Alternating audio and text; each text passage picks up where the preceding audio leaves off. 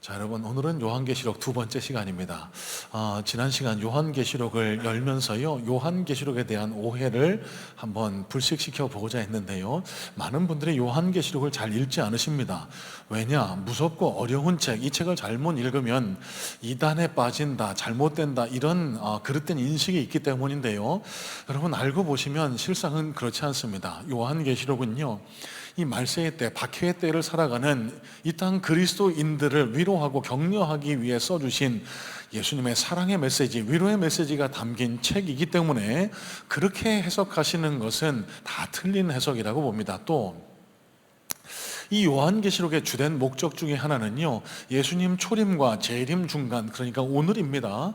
이 종말의 때를 살아가는 이 땅의 그리스도인들이 어떻게 살아가는 것이 지혜롭게 건강하게 그리스도인답게 살아가는 것인가를 가르쳐 주기 위한 목적이 이 요한계시록에 담겨 있다라고 말씀을 드렸습니다. 지난 시간에요, 종말의 때는 바로 오늘이다라는 사실, 그래서 오늘을 마지막처럼 여기고 때와 권한은 아버지께 맡기고 최선을 다한 하루하루를 살아가는 것, 그것이 건강한 그리스도인의 삶의 태도다라는 말씀까지 드렸습니다.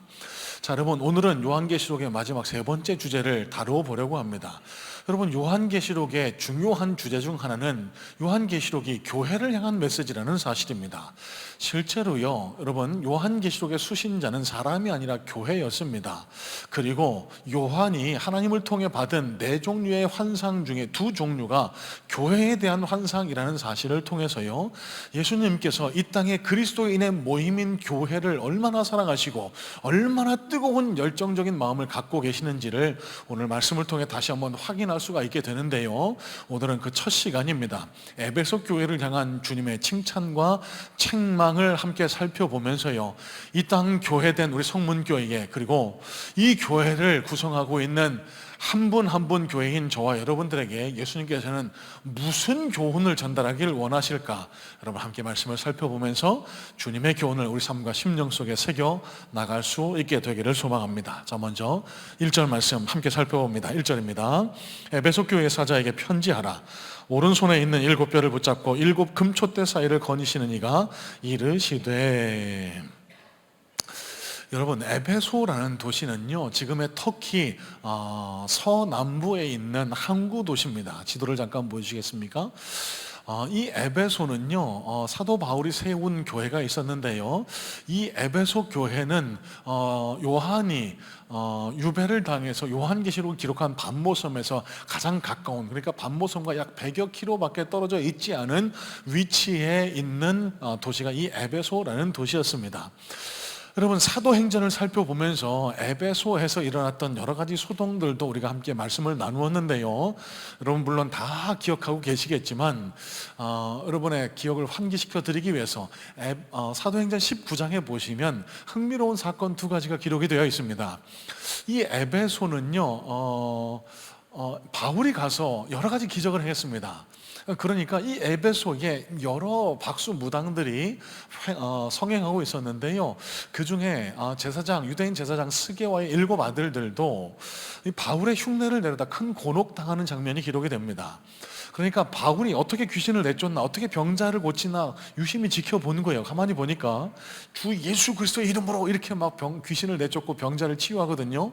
이걸 그대로 모양만 흉내냈던 겁니다. 그래서 귀신을 내쫓으려 하는데 예수의 이름으로 물러가라 그랬더니 귀신이 도리어 달려듭니다. 내가 바울도 알고 그리스도도 알거니와 너희는 누구냐 그러면서 이 스게와의 7 아들들에게 달려들어서요, 그들을 막 때립니다. 이 스게와의 7 아들들이 무서워서 막 옷을 팽개친 채로 벌거벗고 그 한낮에 동네를 도망쳐 다니는 이런 웃지 못할 해프닝도 있었고요. 여러분, 에베소는 아뎀이라는 신전이 유명한 도시입니다. 그래서 은세공업자, 그러니까 이곳 아데미 신상과 아데미 신전의 형상을 만들어서 파는 산업이 매우 발달했었는데요, 그 중에 더메드리오라고 하는 사람이 이 장사가 잘 안 됩니다. 바울이 이런 것들 다 우상이라고 가르치거든요. 그러니까 자연히 수입이 줄어들겠죠. 이 더메드리오가 막 고소하고 나선 겁니다. 저 바울 때문에 우리가 못 살게 됐다. 그랬더니 수많은 은세공업자들과 영문도 모르는 에베소 시민들이 그 한낮에 그 길 가운데 몰려나와 바울을 죽이라고 소동하는 사태까지 일어났습니다. 다행히 하나님의 은혜로 잘 이 사태가 잠잠하게 되었는데요. 자, 여러분, 이런 도시에 세워진 교회가 에베소 교회였습니다. 자, 제가 무슨 말씀드리고 싶을까요? 여러분, 항구 도시입니다. 무역과 상업이 발달한 도시, 그래서 각종 타락과 사치의 도시가, 향락의 도시가 에베소였고요. 우상 숭배가 판을 치던 도시가 에베소였습니다. 사도 바울이 3차 전도 여행을 하면서 이곳에 들러서 3년간 사역을 하고 교회를 세우게 됩니다. 그 시기를 많은 성서학자들이 주후 55년에서 56년경으로 그렇게 보고 있는데요. 바울이 이곳에서 3년간 머물다가 떠나게 되죠. 그의 사랑하는 제자 디모데에게 교회를 맡기고요. 사랑하는 동역자 브리스길라와 아굴라, 아볼로 같은, 기라성 같은 제자들이 이 에베소 교회를 함께 섬겼습니다. 주후 64년입니다. 바울이 로마에 끌려가 순교합니다. 이 소식을 들은 에베소 교회가요, 요한 사도를 불러다가 청빙해서 담임 목사로 세우고 그렇게 사역을 했고요. 그 이후에 요한 사도도 도미시안 황제에게 끌려가 고문당해 지금 반모섬으로 유배당해 있는 겁니다. 자, 그러면 요한 사도 마음에 가장 먼저 떠올랐던 교회가 에베소 교회겠죠. 그래서 소아시아 7교회 가운데 제일 먼저 에베소 교회를 향한 편지가, 내용이 등장을 하고 있는 겁니다. 자, 2절과 3절도 함께 살펴봅니다. 2절 3절입니다. 내가 내 행위와 수고와 내 인내를 알고 또 악한 자들을 용납하지 아니한 것과 자칭 사도라 하되 아닌 자들을 시험하여 그의 거짓된 것을 내가 드러낸 것과 또 내가 참고 내 이름을 위하여 견디고 게으르지 아니한 것을 아노라. 자, 여러분, 제가 왜 이 에베소 교회에 대한 내용들을 장황하게 설명했을까요? 여러분, 우상이 판치는 도시입니다. 사치와 향락이 판을 치는 도시였습니다. 그러다 보니까요, 이곳에 세워진 교회, 그러니까 사치와 우상 숭배가 극에 달해있던 이 상업도시에 세워진 교회는 자연스럽게 치열한 영적 전투를 매일매일 치러낼 수밖에 없었을 겁니다. 여러분들처럼요, 오늘도 이 예배를 들으시고 성전문을 나서면 일주일 내내 하나님이 없다라고, 네가 세상의 최고라고 즐기고 누리는 것이 세상의 제일된 목적이라고 외치는 세상 한가운데서 그리스도인으로 살아가는 것이 얼마나 힘든지, 여러분, 여기 에베소 교회 성도들도 아마 똑같은 환경 속을 살았을 것으로 생각해 볼 수 있습니다. 자, 그런데 왜 예수님이 이들을 칭찬하셨을까? 이런 치열한 영적 전투의 장 한가운데서 이 싸움을 잘 싸워냈기 때문이에요. 특별히 에베소 교회는요, 각종 이단들이 횡행하고 우상이 판치는 이 에베소라는 도시에서 진리를 수호하기 위해 애를 썼다라고 예수님은 그 에베소 교회를 칭찬하고 계십니다. 자, 실제로 오늘 2절 말씀을 보시면은요, 그들을 악한 자들을 용납하지 아니했다라고 말씀하시고요, 6절 말씀 보시면 니골라당의 행위를 미워했다라고도 예수님은 그렇게 말씀을 하셨습니다. 자, 여러분, 쉽게 말씀드리면 이 사람들은 다 거짓 선지자들입니다. 사도 바울이 지나가고 여러 주님의 제자들이 거쳐간 교회였지만 이 교회 안에 여러 거짓 선지자들이 들어와서 복음을 희석시키고 자신의 영향력을 행사하려는 일들이 이 에베소 교회에 계속 있어 왔거든요. 자, 여러분, 이 가운데 니골라당이라는 이 단어에 대해서, 이 집단에 대해서 조금 좀 설명을 드리고 넘어가는 것이 좋겠다라고 생각을 합니다. 자, 니콜라시안스, 니골라당이라는 이 사람들은요, 이 초대교회에 있었던 대표적인 이단의 형태 중에 하나였습니다. 자, 이 사람들이 아마도 신학적인 그런 역사적인 근거는 없지만 지금 구원파들이 주장하는 논리와 매우 흡사합니다. 그걸로 밀어와서 이들의 뿌리가 되지 않을까라는 생각까지 할 정도로요, 이 니골라당은요, 율법 폐기론자들입니다. 간략히 정리하면 이렇습니다. 예수님이 오셔서 율법을 폐기하셨기 때문에 구약에 적혀있는 율법은 지킬 필요가 없다, 율법에 얽매일 필요가 없다, 또 도덕 폐기론자들이기도 합니다. 이게 무슨 뜻이냐 하면은요, 예수 그리스도를 믿은 사람은 항상 주님의 은혜가 함께하고 있기 때문에 어떠한 악에, 어떠한 시험에 도전받지 않는다. 그러니까 어떠한 죄에도 무너지지 않는다. 그래서 이 도덕적인 거리낌이 없습니다. 여러분, 지금의 이단들의 대표적인 행태가 이런 것 아닙니까?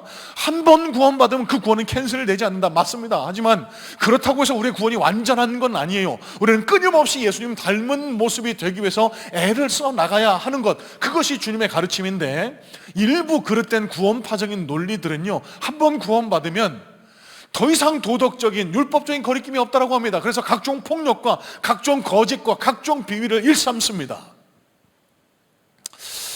자, 여러분, 말씀을 준비하다가요, 지난 어른 여름 성경학교 때 저희 교회를 방문하셔서 간증을 해주신 이성미 권사님의 그런 간증 내용이 좀 다시 상기가 됐습니다.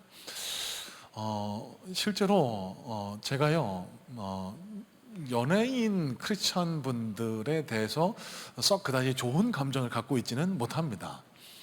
이분들이 유명인이기 때문에, 유명인임에도 불구하고 예수를 믿는다는 사실이 참 귀감이 되고 감사하기 때문에 무작정 호의를 보이기도 하지만, 실제로 그분들의 신앙을 좀 떠들쳐 보면은요, 굉장히 shallow, 그러니까 굉장히 옅을 때가 많거든요. 저희 교회에 와서 여러분들 간증하신 것을 들어봐도 좀 저건 아닌데 라는 생각이 들 때가 많았습니다. 하지만 이성미 권사님 간증을 듣다 보니까요, 참 고맙고 감사한 느낌을 받았어요.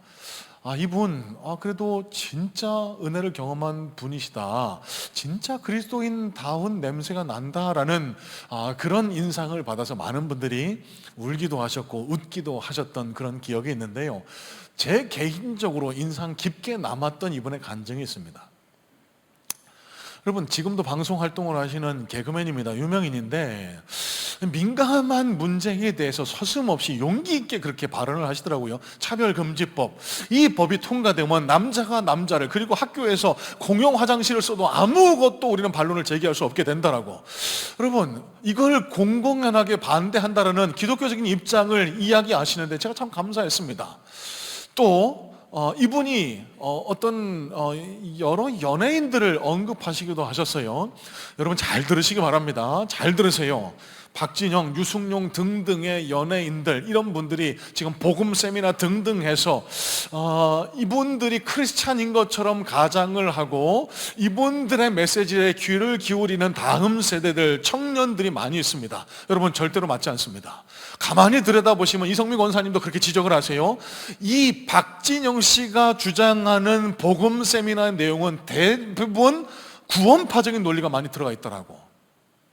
여러분, 유명하더라고. JYP 유명인사라고 해서 그분들이 하는 이야기가 다 진리는 아닙니다. 그분들이 하는 얘기가 다 옳다고 그렇게 무작정 받아들이셔서는 안 됩니다. 제가 한번 언제 기회가 되면은요, 이분이 이야기하는 이 복음 세미나의 내용이 뭐가 잘못됐는지 좀 자세히 나눌 기회가 생겼으면 좋겠습니다. 여러분, 결정적으로요, 복음에 모순이 있다라고 도전할 때가 많습니다. 여러분, 성경은 무오합니다. 하나님이 성령님의 감동하심을 통해서 여러 사람들을 통해 하나님의 마음, 하나님의 의지를 기록한 것이 성경이고요. 그래서 우리 정통 개혁 신학에서는요, 성경을 무오한 하나님의 메시지로 받아들입니다.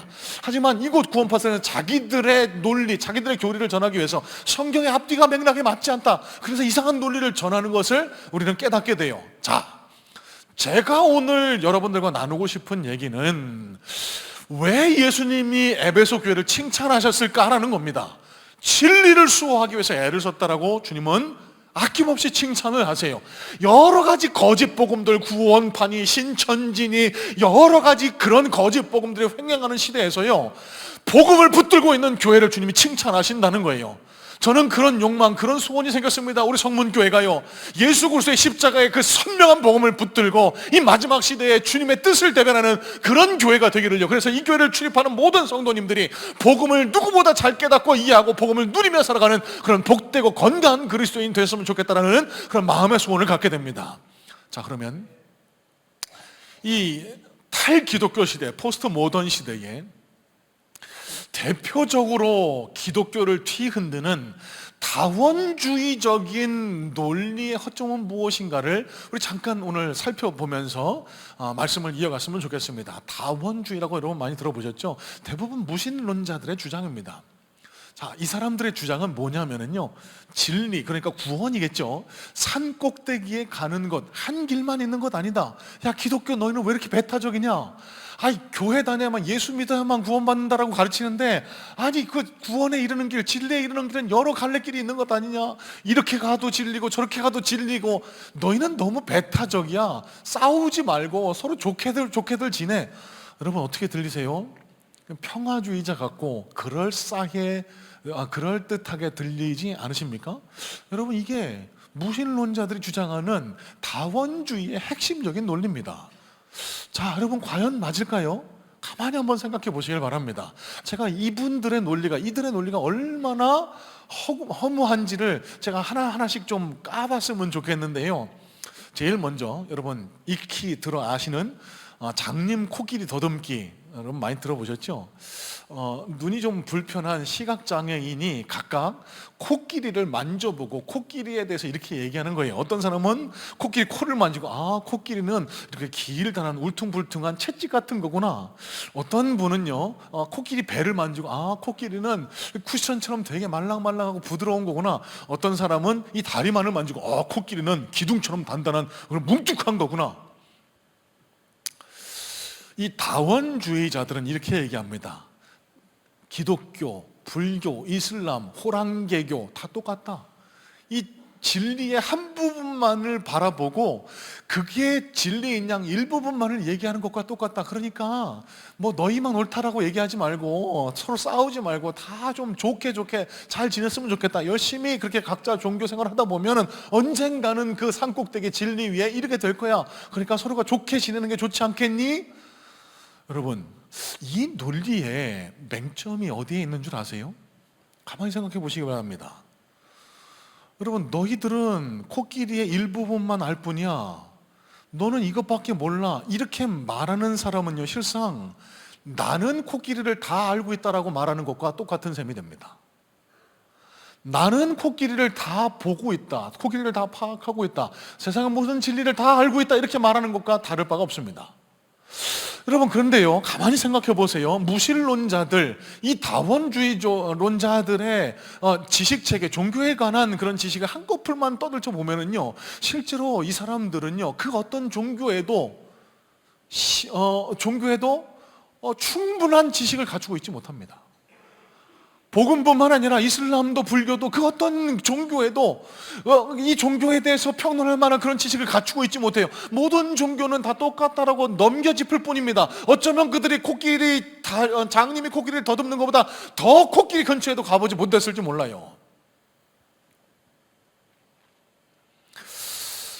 자, 또 이들이 주장하는 바가 있습니다. 언젠가도 말씀드렸던 내용인데요, 종교는 문화, 환경의 산물이다. 그러니까 기독교적인 국가에서, 기독교 가정에서 태어났으니까 기독교인이 되고, 네가 인도에서 태어났으니까 힌두교인이 되는 것이다. 여러분, 그게 맞지 않는 이야기라고 한 수주 전에 말씀을 드렸습니다. 이 자리에도 처음 예수 믿는 분들이 계시고, 아무리 복음을 전해도 믿지 않는 분들이 계시다는 것을 어떻게 설명한단 말입니까?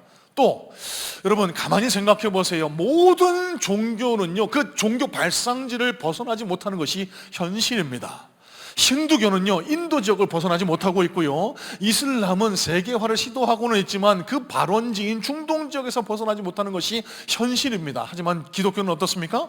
기독교는요, 그 자그마한 나사렛 동네 갈릴리, 예수님은 그 갈릴리라는 동네를 벗어나 본 적이 거의 없으시거든요. 그런데 그의 제자를 통해서 이 온 세계를 휩쓸고 복음이 지금 온 세계를 둘러서 지금 적어도 아프리카까지 남미까지 전해지고 있는 것, 유일한 세계 종교가 기독교라는 점을 알고 계실까요? 자, 그러면 이 다원주의론자들이요, 대표적으로 기독교의 배타성을 지적하면서 예로 드는 성경의 한 구절을 우리가 조금 더 자세히 살펴보면서 우리가 지금 누리고 있는 복음이, 우리가 지금 붙들고 있는 복음이 얼마나 귀한 것인지를 다시 한번 좀 되새겨봤으면 좋겠습니다. 요한복음 14장 6절입니다. 요한복음 14장 6절이요. 내가 곧 길이요 진리요 생명이니 나로 말미암지 않고는 아버지께로 올 자가 없느니라. 자, 여러분, 다원주의론자들이요, 이렇게 얘기합니다. 그거 봐, 너희들 얼마나 배타적이야. 아니, 뭐 교회 안 다니면 다 지옥 간다는 소리야. 그러면 다른 종교를 믿으면서 저렇게 선하게 열심히 살아가는 사람들은 다 지옥에 가는 거야? 여러분, 이런 질문에 마음이 흔들려 본 적은 없으실까요? 자, 그런데 여러분, 이 말씀이 가진 의미를 조금 더 무겁고 심각하게 참되게 이해한다면 이들이 주장하는 이런 논리가 너무나 가치가 없다라는 사실을 여러분 깨닫게 될 줄로 압니다. 자, 제일 먼저 예수님께서 내가 곧 길이요 진리요 생명이다라고 하실 때 내가라는 이 단어는요, 실제 헬라 원어로는 두 단어가 쓰여 있습니다. 에고 에이미. 이 단어는요, 히브리 원어의 저호바, 그러니까 야훼라는 단어를 번역한 단어인데요. 자, 그러면 내가 길이요 진리요 생명이다라는 이 말씀은 곧 예수님은 내가 하나님이다라고 말씀하시는 것과 똑같습니다. 자, 여러분 가만히 생각해 보세요. 이 말이 무슨 의미를 가지고 있을지. 여러분, 이 땅에 그 누구도 내가 하나님이라고 이야기하지 않습니다. 이 땅에 그 누구도 내가 너희를 창조한 여호와다라고 그렇게 얘기하지 않습니다. 자, 그런데 이 다원주의론자들은 예수 그리스도를 어떻게 받아들이고 있을까요? 여기서부터 인식의 차이가 발생하는 거예요. 뭐 예수님 좋죠. 그분 참 착하고 겸손하고 가난한 자와 약자를 돌보신 분이시고 좋은 말씀을 많이 하신 분이시고.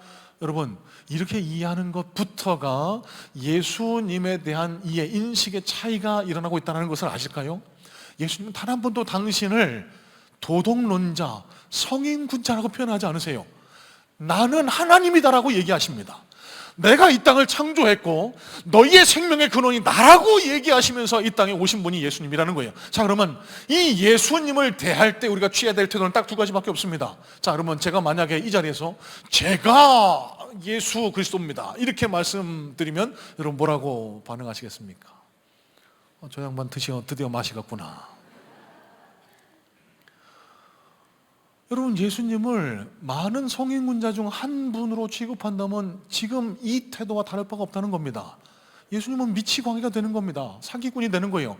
그렇지 않고 예수님이 하나님이심을 받아들일 때 우리는 어떻게 해야 될까요? 그분 앞에 무릎 꿇고 경배하고 그분이 전하신 그 진리를 받아들이고 수용하는 것밖에는 다른 태도를 취할 방법이 없다는 겁니다. 자, 조금 더 자세하게 이 말씀을 살펴보죠. 내가 곧 길이다라는 이 내용은 무엇을 의미를 하고 있을까? 자, 여러분 가만히 한번 생각해 보시기 바랍니다. 가만히 생각해 보세요. 세상에 많은 종교 창시자들, 불교의 창시자 석가모니, 이슬람의 창시자 마호메트, 그리고 힌두는 누가 창시했는지는 명확하지 않습니다만 이 종교의 창시자들이 대부분 이야기하는 것은 구원, 어떤 깨달음, 해탈에 이르기 위해서는 이렇게 해야 된다고 길을 가르쳐주고 있습니다. 그렇지 않아요? 길을 가르쳐주고 있습니다. 이렇게 해야 길에 저 구원에 이를 겁니다. 해탈에 이를 겁니다. 해방에 이를 겁니다. 이렇게 이야기하는 것이 세상 모든 종교의 모습 아닙니까? 여러분, 여기서부터 기독교와 세상 모든 종교의 근본적인 차이점이 드러납니다. 예수님은요, 내가 길이라고 말씀하세요. 내가 길을 가르쳐 준다라고 말씀하시는 게 아니라 내가 길이라고 말씀하세요. 누구든지 내게로 오라. 그러면 내가 그 길이 될 것이다 라고 얘기하시는 거예요. 여러분, 이 말씀을 조금 더 자세히 한번 받아들여 보시길 바랍니다. 예수님은요, 다른 기타 종교의 지도자들처럼 나에게로 오려면, 이곳에 올라가려면 이렇게 해야 된다 이렇게 말씀하지 않으세요. 예수님은요, 산 꼭대기 구원에서 이 가운데로 산 밑으로 내려오신 분이 예수님이십니다. 그래서 우리 스스로는 올라갈 수 없는 그 구원의 길을 예수님이 우리를 잡아 끌고 올라가시는 분이 바로 예수님. 그게 바로 복음이라는 사실을 여러분 알고 계실까요? 이런 맥락에서 예수님은 당신이 바로 길이라고 그렇게 말씀하고 계시는 거예요.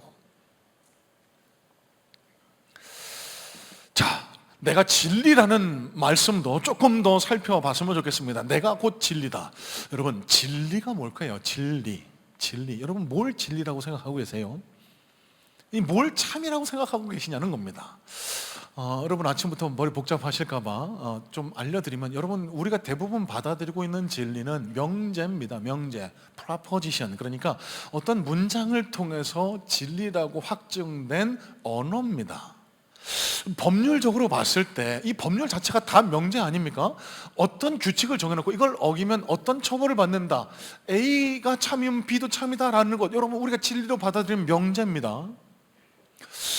수학적으로 보면 삼각형의 합은 180도다. 여러분, 이것도 명제 아닙니까?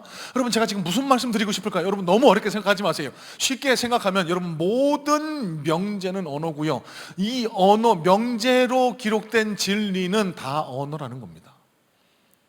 그런데 예수님은 당신을 진리라고 말씀하세요. 이게 무슨 차이가 있는 줄 아세요?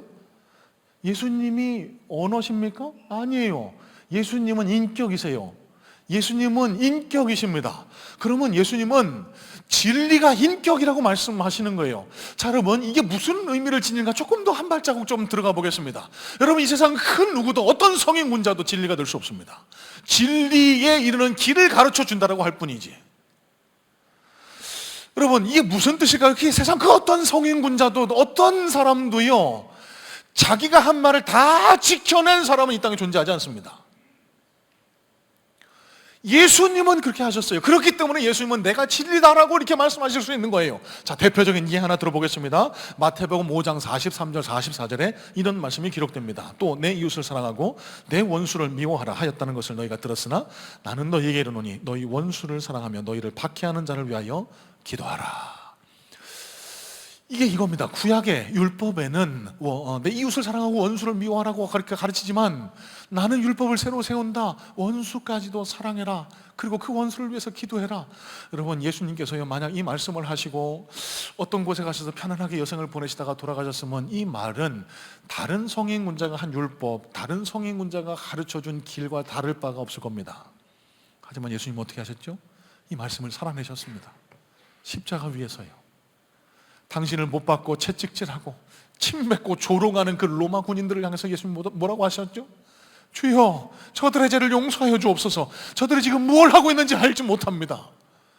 여러분, 이 말씀을 살아내셨어요. 그렇기 때문에 예수님은, 인격이신 예수님은 진리다라고 말씀을 할 수가 있는 겁니다. 여러분, 세상의 모든 종교는 진리를 가르쳐줄 뿐입니다. 그 진리를 따를 수 없어서 점점 죄책감의 수렁에 우리를 구렁텅이로 밀어넣을 뿐이지만 예수님은 진리를 살아내셨기 때문에 그분이 이 세상에 있는 유일한 진리의 근거가 되실 수 있다는 점. 자, 마지막 생명은 무슨 뜻인 줄 아세요? 여러분, 우리는 이 예수님의 진리를 살아낼 능력이 없지만 예수 그리스도의 생명이 우리 안에 들어오면은 그 삶을 살아내려는 애씀과 그 동기를 갖게 된다. 여러분, 이게 예수님의 생명이다라고 말씀하신 내용이에요. 자, 여러분, 시간 관계상 간략하게 한번 추려보겠습니다. 그러면 이 말씀을 종합하면은 무슨 뜻일까요? 기독교는 명제가 아니라는 겁니다. 기독교는 종교 체계가 아닙니다. 기독교는 이러한 것들을 지켜서 어떤 해탈이나 구원의 목적에 이르는 것이 아니라는 겁니다. 그 구원이, 목적이, 진리가 우리를 위해 이 땅에 내려오셨고요. 그 우리를 이끌고 함께 걸어가시는 것. 여러분, 이게 기독교의 복음이고요. 그래서 기독교는 종교 체계가 아니라 관계입니다. 관계가 답니다. 나를 위해 십자가에서 생명을 버려주신 예수님과 1:1 관계가 맺어지는 순간 새로운 삶의 문이 열리고 구원의 문이 열리고 천국의 문이 열린다는 것. 여러분, 이게 바로 복음이고요. 이게 기독교가 세상 종교와 다른 근본적인 차이점이라는 거예요. 여러분, 이런 맥락에서 기독교는 극단적으로 쉽지만 극단적으로 어렵습니다. 그럼 무슨 맥락일까요? 우리가 할 게 없어요. 예수님이 이미 다 해주셨다라고 말씀하십니다. 근데 또 극단적으로 어려워요. 왜요? 예수님의 이 말씀을 받아들였는데 예수님 닮은 모습으로 살아가야 되는데 죄인된 우리는 이 말씀을 살아낼 능력이 없거든요. 여러분, 그래서 우리는 이 땅을 살아가는 동안 끊임없이 회개하며 주님 닮은 모습으로 변해가려는 성화의 과정을 거쳐가게 됩니다. 여러분, 저는 우리 교회가요, 우리 교회에 속한 우리 모든 성도님들이요, 이 복음의 진리를 꽉 붙들고 그 어떤 것에도 흔들리지 않는 진리를 수호하는 그리스도인, 진리를 수호하는, 복음을 수호하는 그런 교회 되기를 간절한 마음으로 소망하고 축복합니다. 그래서 매 예배 때마다 진리의 말씀이 들려오고, 그래서 그 말씀을 통해 여러분의 삶이 변화되고 그 말씀을 붙들고 살아가셔서 생명 되신 예수님의 도우심과 은혜를 날마다 체험하며 살아가는 그런 복된 그리스도인들 다 되시기를 주님의 이름으로 소망하고 축복합니다. 자, 두 번째입니다. 4절 말씀도 한번 볼까요? 4절입니다. 그러나 너를 책망할 것이 있나니 너의 처음 사랑을 버렸느니라. 자, 여러분, 칭찬은 좋은 거고 책망은 안 좋은 거니까 책망은 좀 짧게 좀 정리하고 넘어갔으면 좋겠습니다. 예수님의 말씀을 간략하게 해석하면 이런 거예요. 네가 이 미혹받는 시대에서, 각종 이단과 우상이 판치는 시대에서 복음을, 진리를 수호하기 위해서 애쓴 거 너무 잘했다. 너무 수고했다. 너무 애썼다. 그러나 네가 처음 사랑을 버렸구나. 내가 너를 책망할 수밖에 없다. 자, 여러분, 여기서 처음이라는 이 단어를 조금은 더 깊이 숙고할 필요가 있습니다. 이 처음이라는 단어는요, 헬라 원어로 프로토스라는 단어가 쓰이는데요, 여러분 흔히 이해하시듯이 예수님과의 첫사랑, 그러니까 처음 예수 믿을 때의 사랑, 여러분 크게 틀리지는 않습니다만 근본적으로는 보다 어원에 가까운 해석은요, 최고의 사랑, 그러니까 첫째의 사랑이라는 뜻이 이 헬라 원문에 가까운 더 정확한 해석이라는 겁니다. 자, 그럼 이게 무슨 뜻이 될까요? 네가 진리수호를 위해서 애를 쓰고 있지만, 네가 그 진리수호를 위해서 애를 쓰고 너무 바삐 살아가는 그 가운데 나와의 교제, 나와의 사랑을 나누는 게 가장 중요하다는 사실을 네가 잊어버리고 있구나. 자, 여러분, 이런 맥락에서 여러분 이 질문에 우리 한번 답을 해보실 수 있어야 됩니다. 진리를 수호하는 것과 주님을 사랑하는 것이 별개의 문제가 될 수 있을까요? 다시 묻습니다. 진리를 수호하는 것, 그러니까 복음을 수호해내는 것과 주님을 사랑하는 것이 별개, 다른 문제일 수가 있느냐라고 한번 제가 여쭤보고 있는 겁니다. 여러분 어떻게 생각하세요? 그럴 수 있었던 것 같습니다. 에베소 교회가 그랬기 때문에요. 진리를 수호한다라고 애를 쓰고는 있었지만 주님께서 책망을 하세요. 주님과 교제를 나누는 것, 주님을 사랑하는 것이 최고의 사랑이라는 것을 잊어버리고 세상 가운데서 좋은 교회가 되는 것, 인정받는 교회가 되는 것, 좋은 목사 되는 것, 인정받는 그런 크리스찬이 되는 것, 여러분 이게 앞서 나갈 때 주님과의 사랑이 차순위로 밀려가게 되는 거예요. 그러면 책망을 하신다라고 주님은 오늘 에베소 교회를 통해서 저와 여러분들에게 따끔하게 꼬지고 계신 겁니다. 자, 여러분 오늘 1절 말씀에 거니시는 이라는 이 단어도 우리가 조금 더 깊이 생각해 볼 필요가 있습니다. 거니시는, 이 교회에 대한 환상을 시작하면서요, 1절에 예수님께서 인자가 7별 사이를 7등잔을 붙들고 거니신다라고 그렇게 말씀하고 계시죠. 여기 거니신다라고 했을 때 사용된 헬라 원어는요, 페리파테오라는 단어를 쓰는데, 이 단어는 히브리 원문의 할라크라는 단어를 번역한 내용입니다. 이 할라크가요 언제 사용됐을까? 하나님이 세상을 창조하시고 에덴 동산에서 아담과 하와와 함께 그 동산을 거니신다라고 했을 때 사용된 단어가 할라크입니다. 자, 그러면 이게 무슨 뜻일까요? 할라크, 거니시는 것, 이게 무슨 뜻이냐 하면은요, 항상 주님과 함께 거니는 것을 의미합니다. 여러분,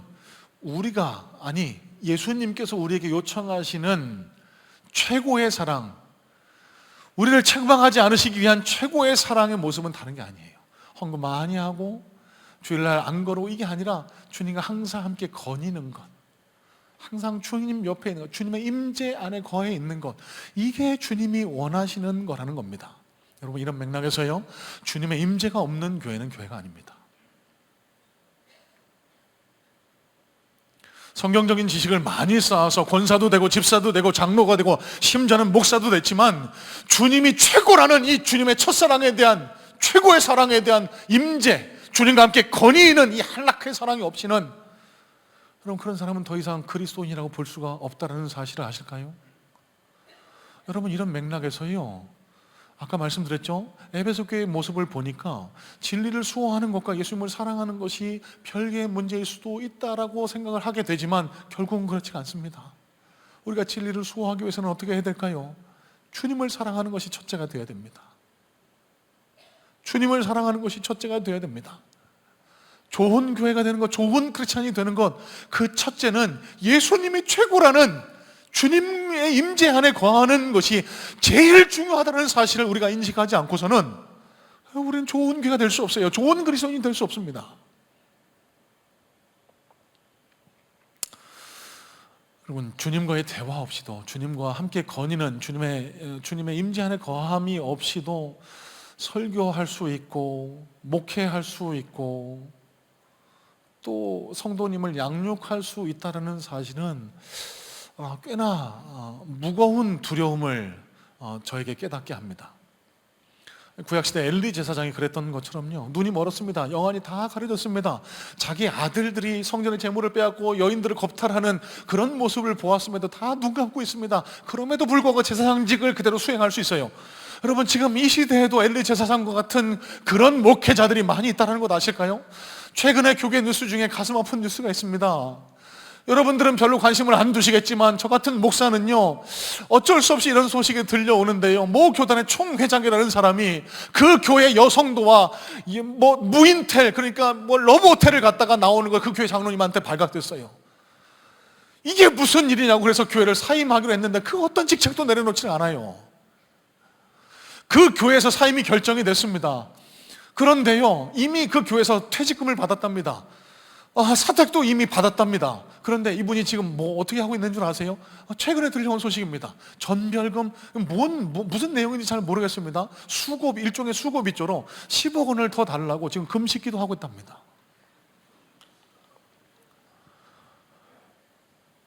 교회는 빚을 내야 되는데도 불구하고 이분과 타협을 통해서 얼마인지는 자세히 기억이 안 납니다. 그걸 지급하기로 결정하고 지금 그런 절차가 진행되고 있대요.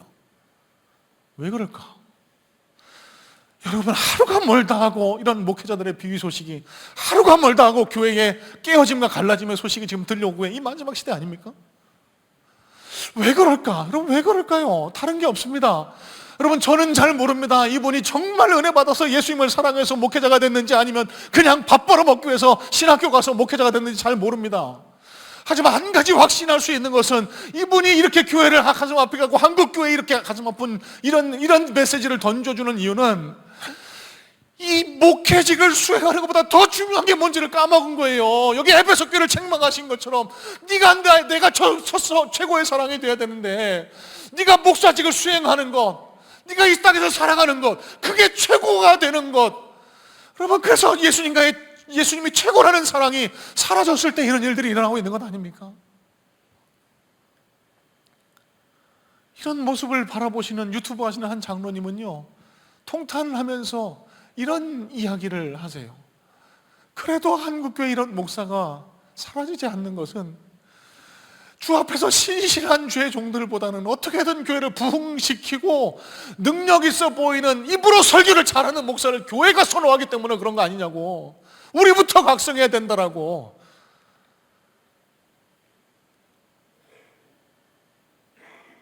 여러분, 저와 여러분이 몸담고 있는 교회를 위해서 기도해 주시기 바랍니다. 그리고 이 교회를 섬기고 있는 목회자들을 위해서 기도해 주시길 바라요. 그리고 여러분들의 신앙을 위해서도 기도하셔야 됩니다. 여러분, 우리가 이 아름다운 성전에서 예배를 드리고 아름다운 찬양과 아름다운 음악을 통해 예배를 드리고 있지만 우리 마음 안에 예수님이 나의 최고의 사랑이라는 믿음의 고백이 들어지지 않는다면, 여러분, 지금 우리가 모여 드리고 있는 이 예배는 아무 주님 앞에 의미 없는 그런 종교적인 형식에 지나지 않을 겁니다. 그리고 주님은 우리를 책망하실 거예요. 여러분, 이런 맥락에서 저는 또 간절한 마음으로 소원합니다. 성문교회로 묶여있는 우리 사랑하는 성문의 지체들 모두가 여러분, 예수님에 대한 사랑을, 주님이 최고라는 사랑을, 내가 십자가 때문에 구원받았다는 이 복음을 굳건히 붙드시고 주님과 함께 날마다 동행하시게 되기를 주님의 이름으로 소망하고 축복합니다. 매 예배 때마다 주님의 임재가 드러나게 되기를 소원하고요, 여러분, 이 예배를 마치고 한 주간을 살아가실 때도요, 말씀과 기도를 통해서 예수님과 항상 동행할 수 있는 주님의 임재를 떠나지 않는, 그래서 주님으로부터 네가 처음 사랑을 잊어버렸노라 하는 책망 가운데 서지 않는 그런 성문의 성도님들 다 되시기를 주님의 이름으로 축복합니다. 그럴 때 하나님께서 저와 여러분을 기쁘게 보시고 더 귀한 복과 은혜도 충만하게 쏟아 부어 주실 줄로 믿습니다. 기도하겠습니다.